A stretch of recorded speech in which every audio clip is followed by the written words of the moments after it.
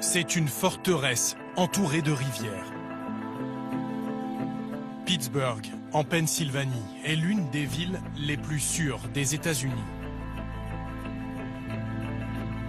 Mais pas forcément pour tout le monde. Leon Ford est toujours sur ses gardes lorsqu'il est au volant.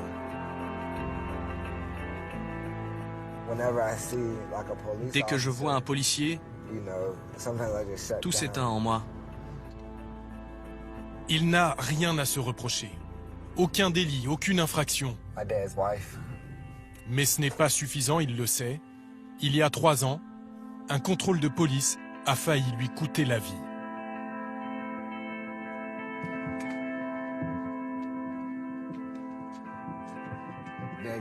Papa, tu me donnes un coup de main?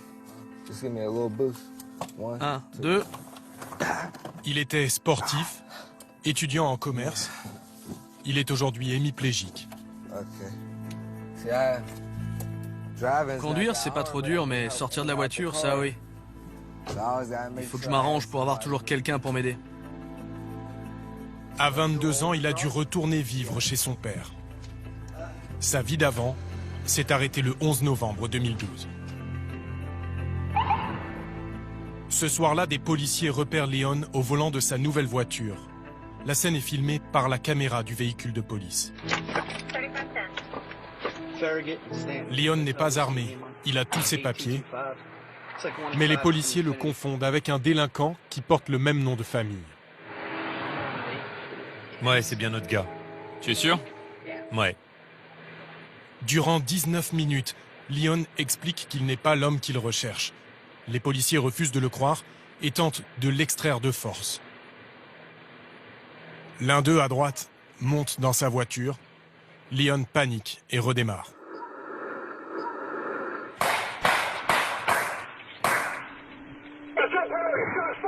Le policier à bord de la voiture lui tire 5 balles à bout portant.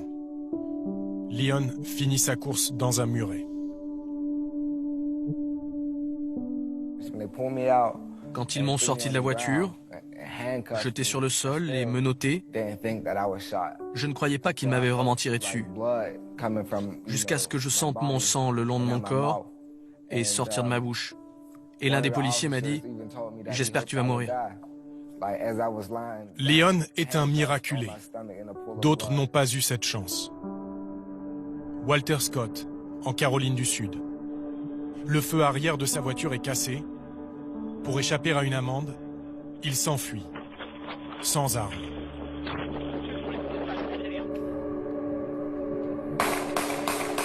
Sans sommation, il est abattu de 8 balles dans le dos. Eric Garner, vendeur de cigarettes à la sauvette à New York. Obèse et asthmatique, il est plaqué au sol et pris à la gorge. Il meurt étouffé sur le trottoir. Ou encore Samuel Dubose dans l'Ohio, contrôlé sans permis de conduire, alors qu'il rentre chez lui.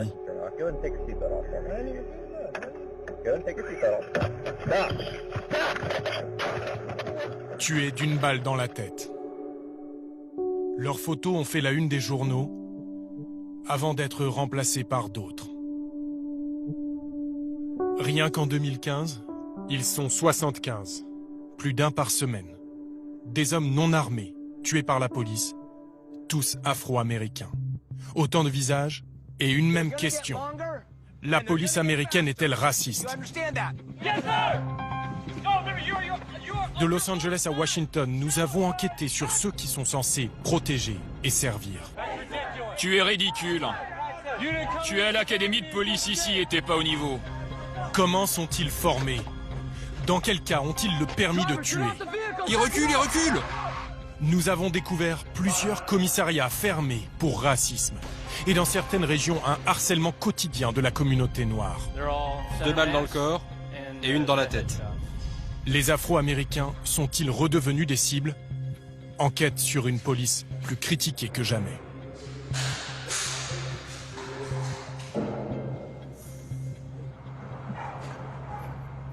Trois ans après son accident, le cauchemar est loin d'être terminée pour Leon Ford.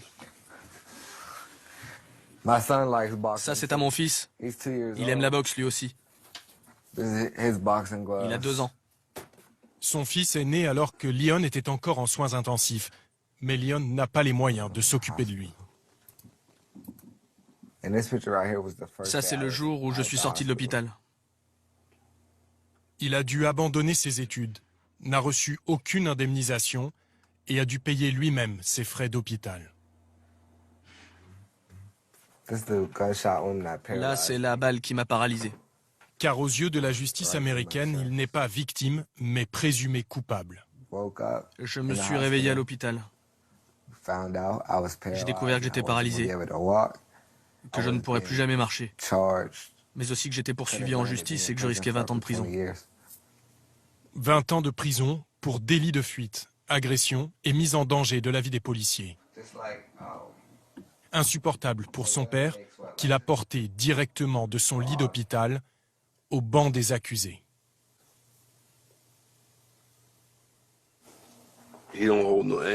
Lui, aujourd'hui, n'a pas de colère en lui, pas de rancune. J'imagine qu'il tient ça de sa mère. Ils ont essayé de faire comme si mon fils, un bon citoyen, était un criminel pour justifier ce qu'il lui avait fait. Comment, dans ma situation, je peux parler de justice? C'est quoi la justice pour moi? Je me réveille tous les jours et je vois ce fauteuil et je sais que c'est injuste. Alors que les policiers, eux, ils sont dehors, ils travaillent comme avant. Ce soir-là, au moment où le policier entre dans sa voiture, Leon dit avoir pris peur. Les officiers ont-ils agi de façon adéquate ou disproportionnée? Nous avons demandé à les rencontrer. Suspendus le temps d'une enquête administrative, ils ont repris leur travail. Impossible de savoir dans quel commissariat, pas celui de la zone 3, où nous avons eu le droit de filmer. Ici, 90% des policiers sont blancs. Ok les gars, soyez prudents, protégez-vous. Casquette et gilet pare-balles obligatoires sous la chemise, cela fait 20 ans que le sergent Cunningham porte l'uniforme. Comme son frère, son père, son oncle et son grand-père avant lui. 20 ans qu'il patrouille les rues avec chaque jour une dizaine d'appels d'urgence. Je fais attention au danger, je sais qu'il existe, ça m'aide à rester vigilant. Je suis toujours sur mes gardes. Au bout de quelques minutes, première intervention. On cherche un homme noir d'une vingtaine d'années, 1m80, en sweatshirt à capuche blanc et bleu. Un homme est recherché pour tentative de viol. D'après l'appel radio, le type est armé d'un couteau. C'est un jeune homme noir en jean. C'est une description classique? Je ne peux pas dire ça, mais c'est vrai que c'est le premier signalement qu'on reçoit.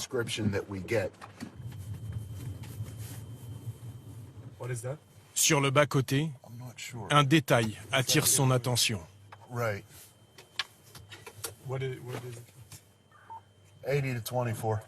Un sweatshirt similaire à celui que portait le suspect. Ça correspond au signalement? Oui. Ça veut dire quoi? Qu'il s'en est débarrassé pour qu'on ne le retrouve pas. Dans la foulée, les policiers contrôleront plusieurs hommes noirs. Au hasard et sans succès. L'affaire Leon Ford n'a rien changé à leur façon de travailler. Le sergent Cunningham connaissait les policiers impliqués, des collègues, des frères d'armes. C'était de bons policiers, ils étaient bien notés? D'après ce que je sais, oui, c'était de bons officiers de police. Enfin, ce sont de bons policiers. Vous savez, on doit penser à notre sécurité avant tout. On a toujours en tête qu'il y a peut-être une arme dans chaque situation. Et monter dans une voiture lors d'un contrôle, c'est une procédure normale? Personnellement, ce n'est pas quelque chose que je ferais. Mais je ne veux pas leur jeter la pierre, parce que je n'étais pas là. Il n'en dira pas plus. La question est sensible. Pourquoi l'officier David Derbysh est-il monté dans la voiture? Et pourquoi a-t-il fait feu? Il travaille désormais dans un bureau. Mais c'est lui qui l'a choisi. Il n'a pas été sanctionné. Pour tenter d'avoir une réponse, nous nous rendons au commissariat central. Son dernier chef vient d'être renvoyé pour corruption. C'est Cameron McClay qui a pris la suite, avec pour mission de faire le ménage. Mais lorsqu'il s'agit de l'affaire Leon Ford, il reste droit dans ses bottes. C'est vraiment difficile à comprendre pour le grand public. Mais une intervention peut avoir l'air particulièrement horrible et injuste et être parfaitement légale. Les officiers peuvent utiliser leur arme s'ils font face à une menace de mort ou de blessure sérieuse. S'ils se sentent dans une situation de ce type, ils peuvent faire feu.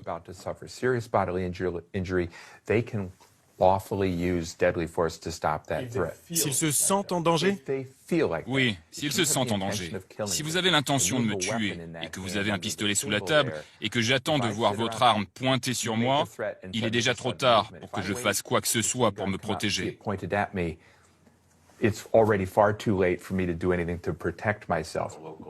C'est une décision de la Cour suprême. Un policier a le droit de tirer sur une personne non armée aux États-Unis. Il suffit de démontrer qu'il pouvait raisonnablement se sentir menacé. Et le fait que le policier soit monté dans la voiture, ce n'est pas quelque chose que vous devez examiner? On ne parle pas de Leon Ford là. Il y a eu une enquête criminelle et il y a eu une enquête administrative pour voir si les procédures ont été suivies ou s'il faut prendre des sanctions disciplinaires.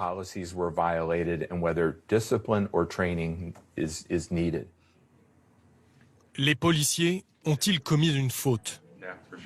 Seront-ils un jour sanctionnés? Au bout de 3 ans de bataille judiciaire, en tout cas, la ville de Pittsburgh a fini par abandonner les poursuites à l'encontre de Leon Ford. Il n'a pas été déclaré innocent pour autant, et encore moins victime.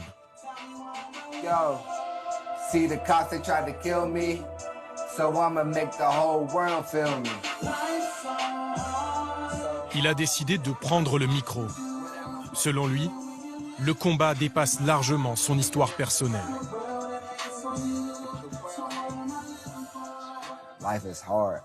Ma vie n'est pas facile,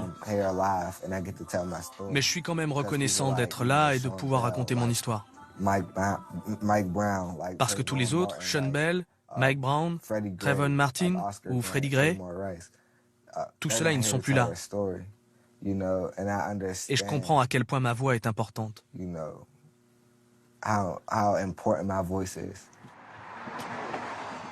Sean Bell, Freddie Gray, Tamir Rice, des Afro-Américains tombés sous les balles des policiers. Et si toutes ces morts étaient le symptôme d'un mal beaucoup plus profond? C'est ce que va mettre en lumière l'affaire Michael Brown. Août 2014, à Ferguson, dans le Missouri. Ce colosse de 18 ans, en casquette rouge, vole des cigares dans un magasin et repousse le vendeur. Quelques heures plus tard, sa route croise celle de l'officier Darren Wilson. Le policier l'interpelle parce qu'il marche au milieu de la rue. Les deux hommes en viennent aux mains. Que se passe-t-il ensuite? Les témoignages divergent, mais l'officier fait feu à 12 reprises et tue Michael Brown, pourtant non armé.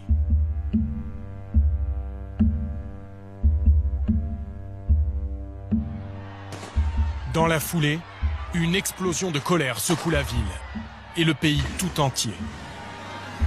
Des mois d'émeutes, comme les États-Unis n'en ont pas connu depuis des décennies.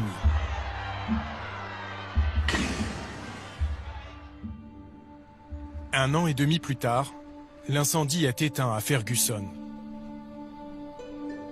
Mais les braises de la colère couvent toujours. Lala ne connaissait pas Michael Brown. Mais sa mort a fait d'elle une militante. Vous avez une jolie voiture. Merci. Il y a marqué quoi là, ici?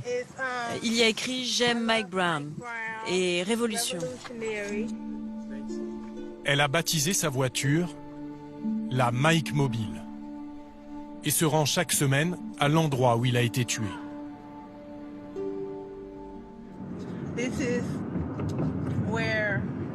C'est là qu'ils l'ont assassiné. Que l'officier Darren Wilson a voulu jouer à Dieu et a tué Michael Brown. Michael Brown était un petit délinquant. Il est devenu un symbole.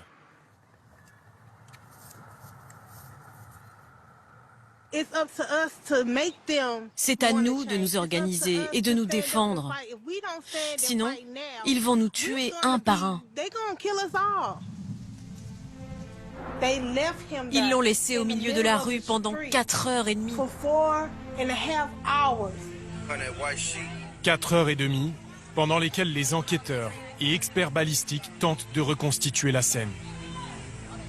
4h30 avant qu'un policier ne recouvre son corps, exposé aux yeux de tous, dans ce quartier quasi exclusivement noir. Maladresse des policiers ou humiliation délibérée, pour beaucoup, c'était une provocation. Voilà, là c'est mes photos de ce mois d'août. Et là, c'est Darren Wilson. On est à sa recherche.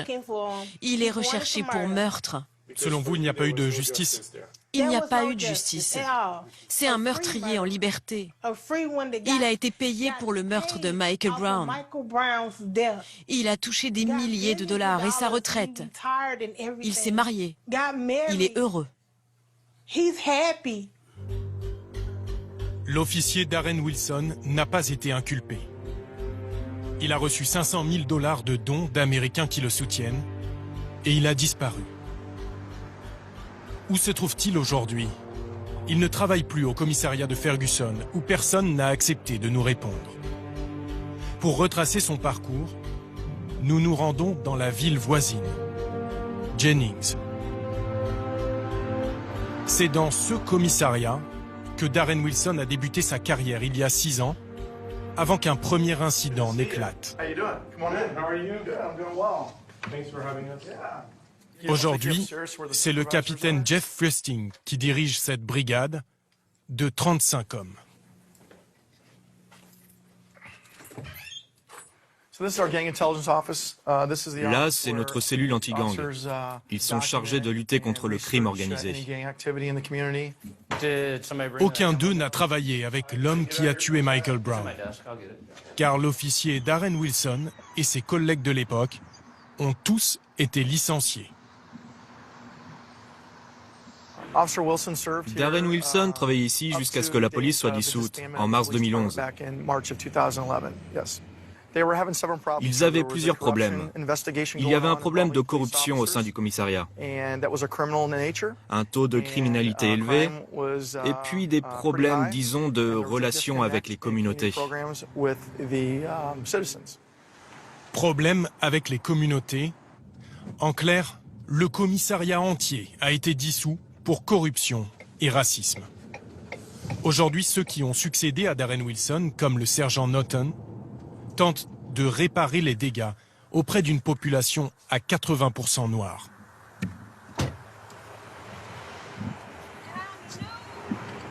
Bonjour, Miss Joy. Je suis venu avec la télé. Non, c'est pas vrai. Attendez, je vais mettre mon rouge à lèvres. Venez dans mes bras. Ça va bien? Ça va très bien. Ça, c'est de la police de proximité. Alors, pas mal, non? La police de Jennings, il y a 5 ans, c'était comment? Oh, c'était des racistes. De vrais racistes. Pour un homme noir comme moi, ce commissariat, c'était comme 20 ans en arrière. Si vous marchiez dans la rue et qu'ils vous emmenaient au poste, vous risquiez de vous faire tabasser à mort. Ces policiers-là ont quitté Jennings aujourd'hui. Mais beaucoup ont repris du service ailleurs, après quelques semaines de mise au banc.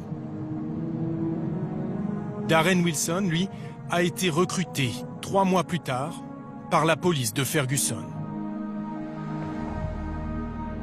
L'homme qui a signé son contrat, c'est le maire de la ville, James Knowles.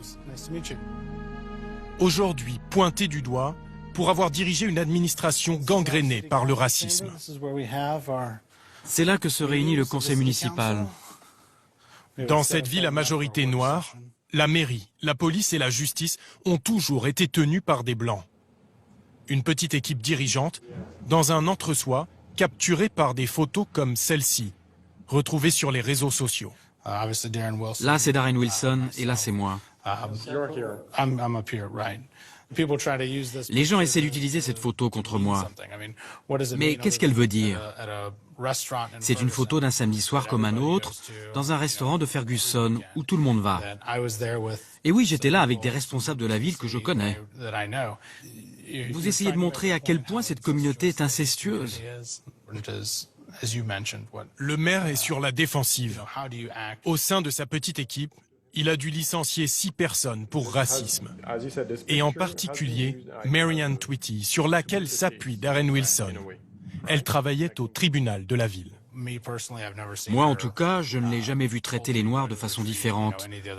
Je crois même qu'elle a un beau-frère ou une belle-sœur qui sont noirs. Mais ça n'enlève rien au fait qu'elle n'aurait jamais dû envoyer ses emails racistes depuis sa boîte mail professionnelle, avec un ordinateur de la ville. La greffière échangeait des emails racistes avec des policiers de Ferguson. Comme cette photo d'un ancien président américain donnant le biberon à un singe, avec pour légende Ronald Reagan s'occupant de Barack Obama bébé. Ou encore celui-là, où l'on peut lire « Une Afro-Américaine se rend à l'hôpital pour avorter. Elle reçoit un chèque de 5 000 $ et demande pourquoi. On lui répond « Pour avoir lutté contre le crime ». Marianne Tweety, elle aussi, a retrouvé du travail après avoir été licenciée. Dans cet autre tribunal d'une ville voisine à 15 km de Ferguson. Nous la contactons par téléphone. Franchement, j'ai aucune envie de parler à la presse, là. Je veux laisser toute cette merde derrière moi. Mais vous avez bien envoyé ces emails. Et j'ai pas envie d'en parler. Sauf si vous êtes prêt à m'offrir 100 000 $. Sinon, merci de m'avoir appelé, mais on en reste là. Je vais rester dans les livres d'histoire à cause de cette affaire. Maintenant, il faut que je pense à moi.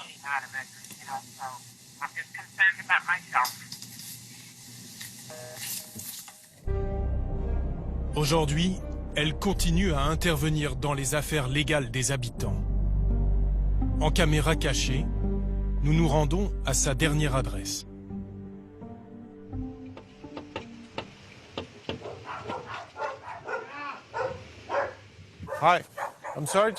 Bonjour.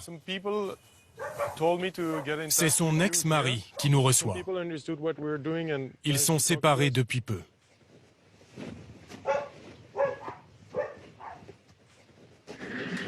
Tenez, asseyez-vous.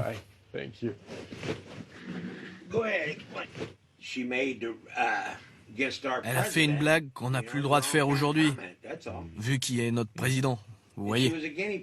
Il voulait juste un bouc émissaire, et c'est sur elle que c'est tombé. Mais elle n'a jamais eu de problème de racisme. À la limite, elle s'en prend à moi parce que moi je viens du Sud. Je suis raciste. Vous êtes raciste? Ah oui. Ah oui, très raciste, je viens du Sud. Ma famille a toujours détesté ces gens. Vous voulez dire les Noirs? Vous savez... Comment dire?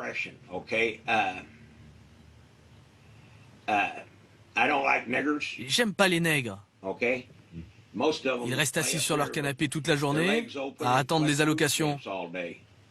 Thanks for your help. Hey, I wish I could help you, sir. That's really kind. I wish I could help you. Mais s'agit-il de simples dérives individuelles? Ce climat de racisme a fait l'objet d'une enquête très approfondie du ministère américain de la Justice. Le rapport Ferguson, qui dénonce un préjugé raciste au sein de l'administration. Les méfaits de la police et de la justice à Ferguson visent de façon disproportionnée les Afro-Américains. 85% des contrôles de véhicules, 90% des amendes, 93% des arrestations visent des citoyens noirs. Ce rapport explosif est le résultat de centaines d'entretiens et de plusieurs mois d'investigations réalisées avec l'appui d'enquêteurs du FBI. L'homme qui l'a dirigé, c'est le professeur de droit Jonathan Smith.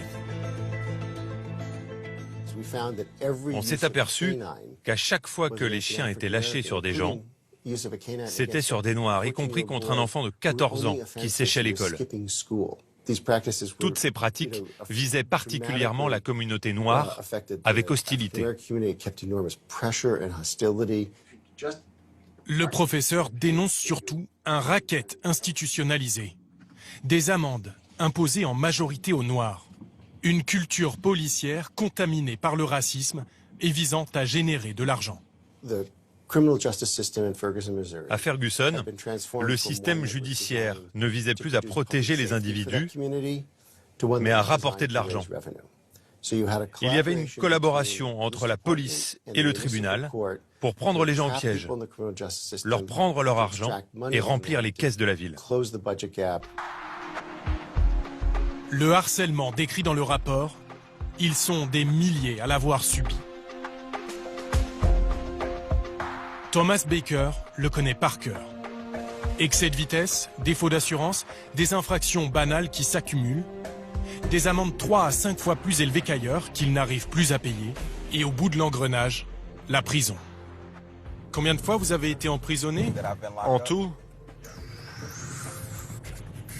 je dirais, depuis le temps, je dirais que j'ai été emprisonné plus de 150 fois. 150 fois? Oui. Uniquement pour des infractions routières? Je n'ai jamais rien fait d'autre.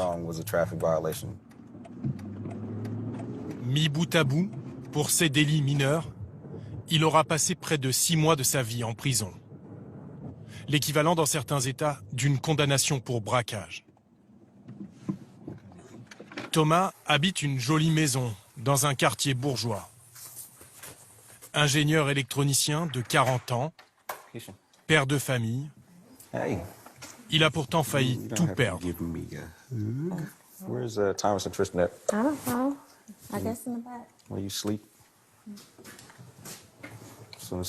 Voilà, c'est là que je range mes amendes.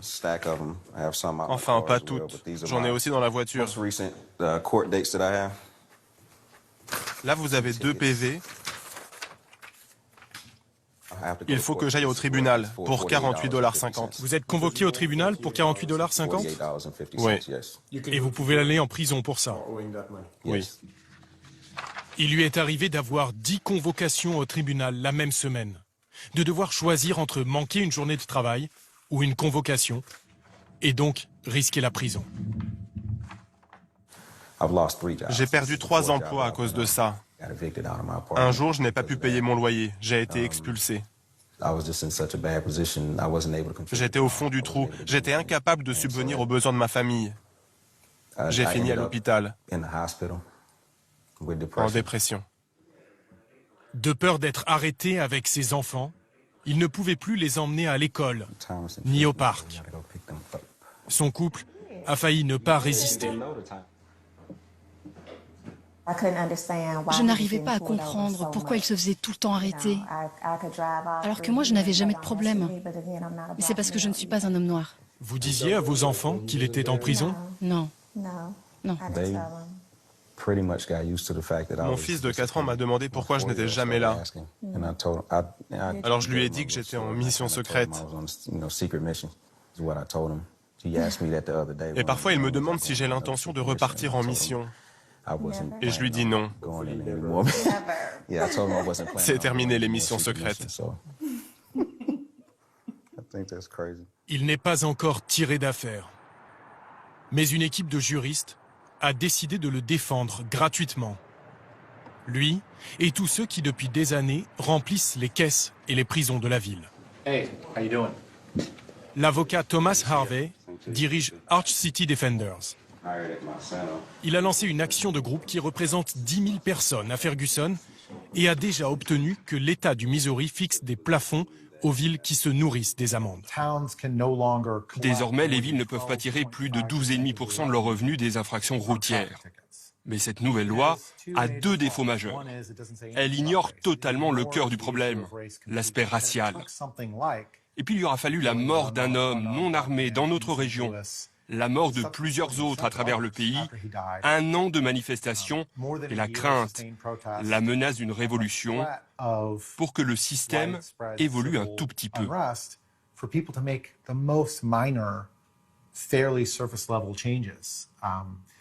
Et maintenant que cette menace n'est plus là, maintenant que la menace n'est plus là, j'ai peur qu'on revienne au statu quo. Il y a un homme, en tout cas, qui refuse le statu quo. Nous retrouvons Leon Ford, à plus de 1000 kilomètres de chez lui. À l'université de Richmond, en Virginie.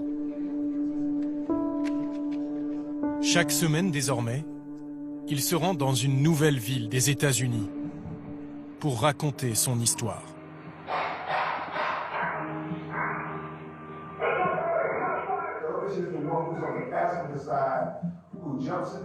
Ce jour-là, parmi les dizaines d'étudiants et de spectateurs venus l'écouter, pas un seul blanc.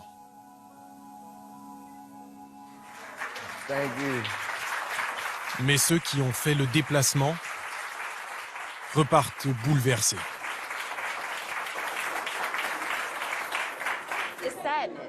C'est triste. En tant qu'Afro-Américaine, j'ai déjà entendu tous les combats que mon père a dû mener. Mais mon père a 65 ans, lui il a 22 ans. Et savoir que ça continue encore aujourd'hui, c'est blessant. Mais je me sens fière aussi, quand je réfléchis à tout ce qu'on a subi, à tout ce qu'on a traversé, tout en restant unis et sans jamais céder à la colère et à la haine. Je ressens beaucoup d'amour après cette conférence, en parlant avec ces gens. Vous traversez tout le pays en voiture, c'est pas trop dur? Ça a changé votre vie tout ça? Ouais, il y a des gens qui voient les voyages comme un problème. Pour moi, c'est l'inverse.